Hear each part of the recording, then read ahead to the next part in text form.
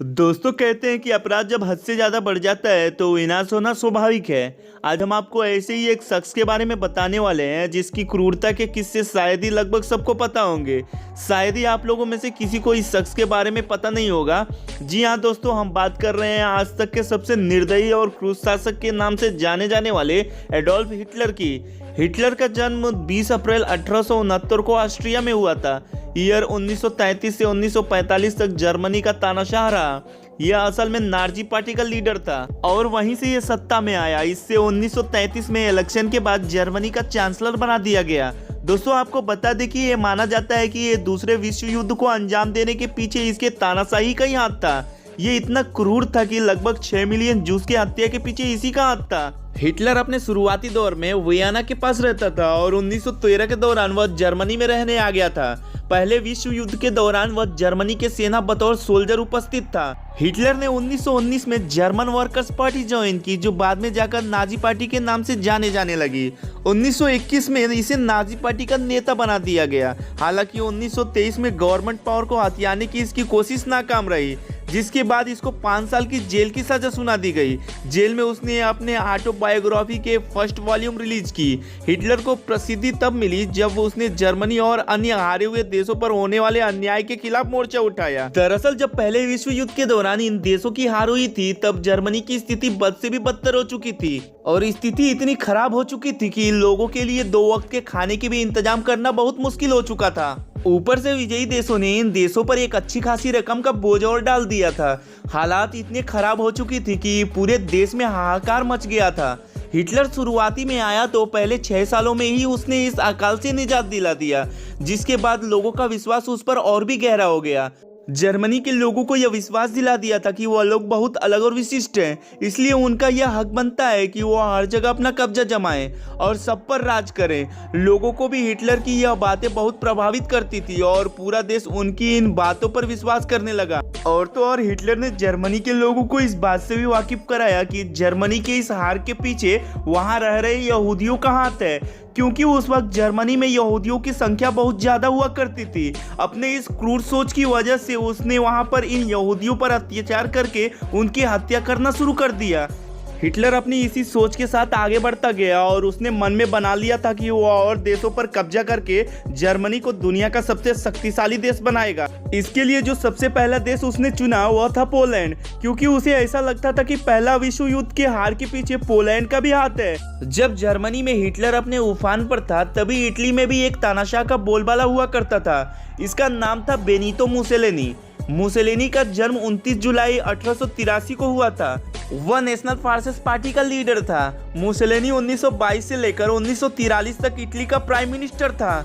मुसेलिनी का मुख्य उद्देश्य रोमन एम्पायर के प्राचीन इतिहास के वैभव को पुनर्स्थापित करना था। इसी कारण हिटलर और मुसेलिनी एक साथ मिलकर जर्मनी और इटली पर होने वाले विजयी देशों के अत्याचार के खिलाफ, और यही नहीं उन्होंने अन्य देशों पर कब्जा जमाने की भी ठान ली थी। हिटलर और मुसेलिनी की इसी मिलीभगत की वजह से दूसरा विश्व युद्ध की शुरुआत हुई।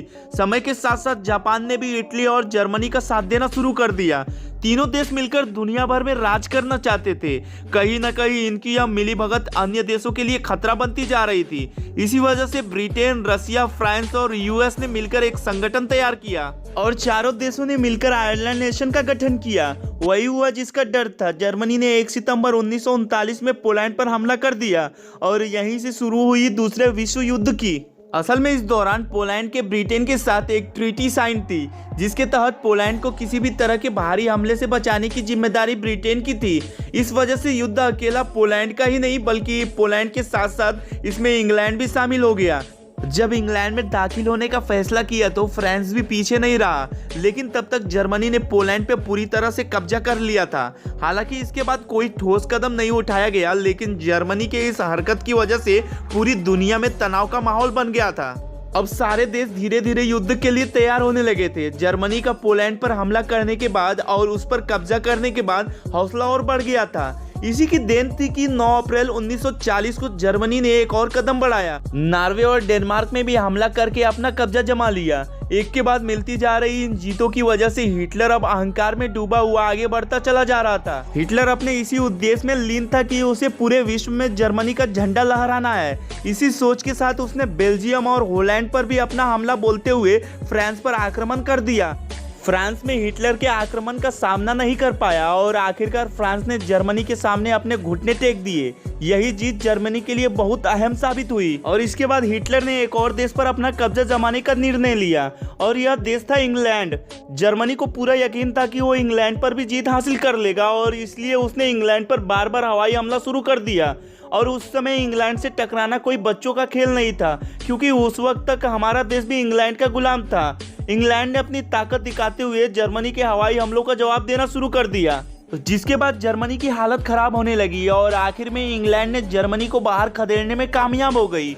एक के बाद एक कई सारी जीत हासिल करने के बाद यह पहली बार हुआ था कि हिटलर को हार का सामना करना पड़ा, लेकिन इसकी वजह से हिटलर का हौसला नहीं टूटा और अब उसने अपना ध्यान रसिया के ऊपर केंद्रित कर दिया। हालांकि आक्रमण के दौरान रूस इस हमले के लिए तैयार नहीं था और जर्मनी ने इसी बात का फायदा उठाकर रूस में घुसपैठ कर दी। रसिया ने तुरंत इस हमले के लिए अपने सेना को एकत्रित शुरू कर दिया और हमले के लिए तैयार न होते हुए भी रूस ने जर्मनी को मुंहतोड़ जवाब दिया। रसिया यह घोषणा करता है कि हिटलर ने 29 अप्रैल 1945 को सुसाइड कर लिया था और अब वह मर चुका है। हालांकि इसके बाद कई सारी अफवाहें भी सामने आई, लेकिन यह सिर्फ अफवाह ही थी, क्योंकि सच वही था जो रोजर ने पूरी दुनिया के सामने अपनी किताब के जरिए पहुंचाया था। दोस्तों, कुछ इस तरह से दुनिया के क्रूर शासक की मौत हुई थी। उम्मीद है दोस्तों कि आपको ये आज की इंफॉर्मेटिव वीडियो अच्छी लगी होगी। अगर वीडियो अच्छी लगी हो तो इसे लाइक जरूर करें और शेयर करें। दोस्तों, आज की वीडियो आपको कैसे लगी हमें कमेंट बॉक्स में कमेंट करके जरूर बताइएगा। साथ ही इसे अपने दोस्तों के साथ शेयर भी करें और उन्हें बताएं कि आप कितनी अमेजिंग वीडियो देखते हैं। धन्यवाद।